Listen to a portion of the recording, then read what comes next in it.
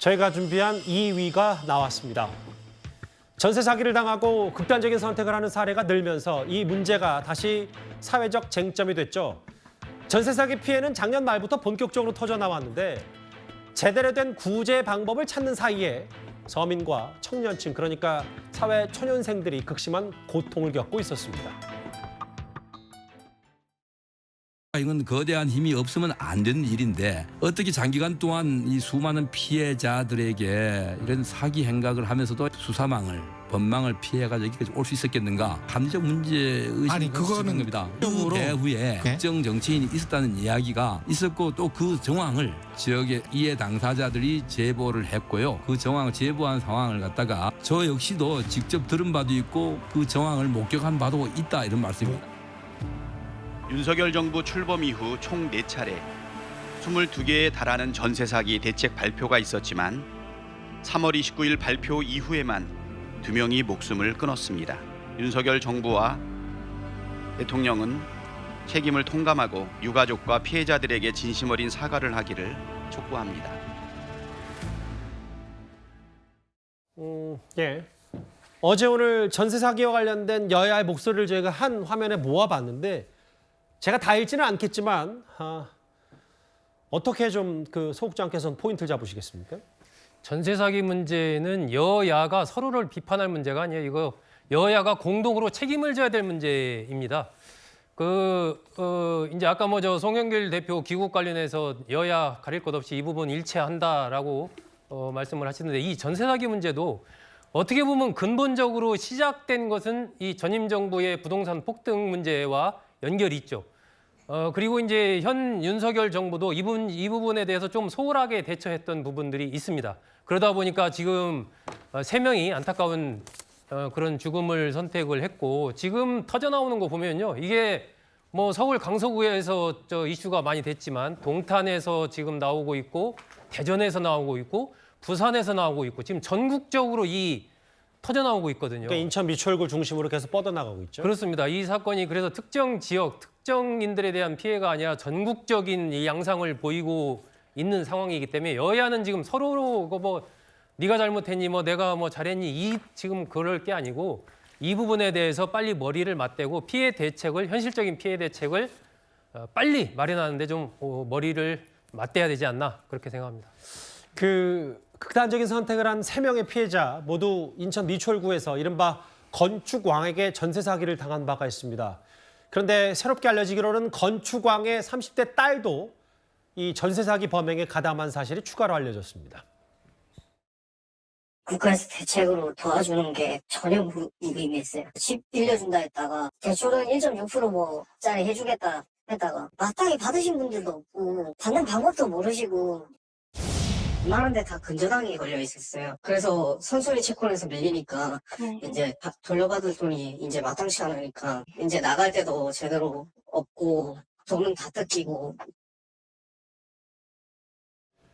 피해자들의 목소리, 현장 목소리를 좀 봤는데 어제 윤 대통령이 일단 피해 부동산 경매 중단을 지시했고 근데 이제 이건 근본적인 해결책은 될 수가 없잖아요. 왜냐하면 임시 방편, 누가 표현했을 땐 일종의 진통제 같은 거라고 하던데 전반적인 대책을 좀 빨리 수립해야 되는데 그 자체가 좀 너무 늦었지 않냐는 평가도 좀 동시에 있거든요.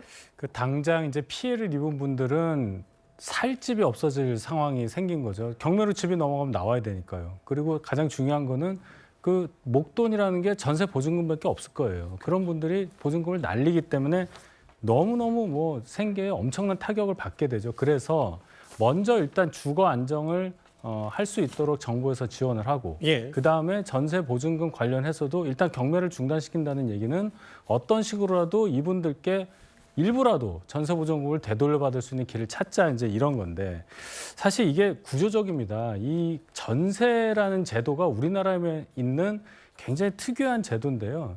주로 빌라에서 나타나는 이유가 무주택자 신분을 유지함으로써 소위 말하는 로또 분양권 당첨, 즉 아파트에 당첨될 수 있는 확률을 높이기 위해서 계속 이렇게 전세를 사는 그 전세를 사는 주택의 유형이 주로 빌라다 아파트보다는 이래서 지금 계속 빌라 중심으로 매매가 아닌 임대차만 이루어지는 주택 형태에서 이 사건이 나오고 있기 때문에 전반적으로 이 전세 사기도 물론이거니와 이 전세 보증과 관련한 어떤 변제 순이라든지 여러 가지 금융권과 관련한 정책들도 같이 종합적으로 고려돼야 한다고 생각합니다. 근데 이게 이상 실장님, 네. 경찰 출신이기도 하시니까 실제로 이 구조가 네. 피해자만 모르는 그러니까 뭐 공인중개사 혹은 뭐 세를 주는 집주인 예. 일종의 그 현장에서 만약에 이 두 담합을 했을 경우에 알 수 있는 방법이 전혀 없다. 이게 근본적으로 고질적인 원인이라면서요? 예, 그렇습니다. 이게 사실은 전세 사기와 이제 채무 불이행이 굉장히 이제 분간하기 어렵고 특히 주 피의자들이 이제 20대, 30대인데 이분들은 사회 초년생들이기 때문에 범죄로부터 자신을 지킬 수가 없는 경우가 많다. 그래서 이제 근본적인 대책으로는 뭐 청년 주택 같은 거 확대 보급하고 해야 되겠지만 지금 국회 계류 중인 법률 중에 이제 주택 임대차 보호법이 있는데 여기에 이제 그 임대인이 세금을 체납한 그런 사실을 열람할 수 있도록 하는 그런 조항이 있습니다. 그런 조항도 서둘러 도입을 해야 될 것이고 또 한 가지는 법을 강력하게 집행하는 측면에서는 전화 사기, 보이스피싱을 범죄단체 조직죄로 의유를 해가지고 처벌을 강화한 적이 있습니다. 이것도 지금 임대인을 바지 사장을 자기 딸로 했고 수많은 사람들이 이제 개입돼 있으면 이런 것도 한번 물론 이제 이 국민들이 공분이 있기 때문에 이런 것도 한번 조심스럽긴 하지만 범죄단체 조직죄로 의유하는 것이 어떠냐 이런 생각도 한번 해봅니다. 근데 이 얘기요. 그러니까 검사 출신인가요? 양분남 민주당 법률위원장이 뭐 그만두긴 했습니다. 올 초까지 이 전세 사기범 변호했었다. 이 일부 보도가 나오면서 이게 좀 오늘 전세 사기 피해자 관련 얘기하면서 좀 논란이 좀 됐었습니다. 일단 저는 용어를 좀 바꿔야 된다고 생각해요. 이제 뭐 건축왕, 빌라왕 이러지 않습니까? 저거 빌라 사기왕 이렇게 바꿔야 됩니다. 예. 용어를 왕으로 쓰는 건 좀 옳지 않다라고 생각이 들고요. 저 사건은 2019년 일인데 광주 전남 지역에서 무자본 갭 투자로 한 400여 채를 이 정아무개 씨가 사들여 가지고 그걸 다 임대를 준 그런 사건이에요. 그래가지고 거기서 문제가 되면서 뭐 전체적인 피해액이 한 1,000억대 정도 이렇게 됩니다. 그래서 이제 경찰이 지난해 10월에 검거를 해가지고 한 5차례 정도 조사를 했는데 예. 그 과정에서 민주당 법률위원장을 맡고 있던 양분남 위원장이 이제 변호를 했고 그리고 나서 11월 달에 구속되고 12월 달에 기소가 되거든요. 그 과정에서 계속해서 여러 가지 법률적인 조언 같은 거 변호 활동을 했던 거죠.